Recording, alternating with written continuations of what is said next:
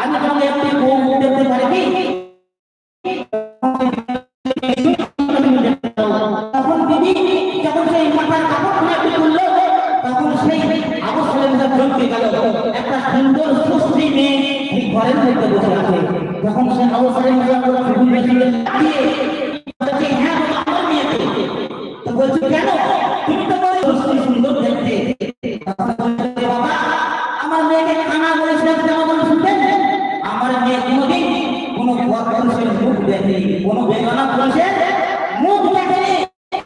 বলেছিলাম আমার মেয়ে কানা, আমার মেয়ে খোড়া বলেছিলাম কেন শুনবে? আমার মেয়ে খোড়া বলেছিলাম কোনোদিন গায়ে হাটে হাট বাজারে যায়নি, কোনো পুরুষের মুখ দেখতে পাইনি। তো সেই জন্য বলেছিলাম আমার মেয়ে খোড়া। আমার মেয়ে নুলা বলেছিলাম আমার মেয়ে কোনোদিন কোনো বেগানা পুরুষকে এক খানি তুলে দেয়নি, সেই জন্য বলেছিলাম নুলো। আর আমার মেয়ে কালো কুচ্ছিত কথা বলেছিলাম কেন বলে শুনবে? আমার মেয়ে এত সুন্দর হওয়া সত্ত্বেও কোনো পুরুষ থেকে আমার মেয়েকে কোনোদিন বলে না যে বিউটিফুল, মনটা খুব সুন্দর।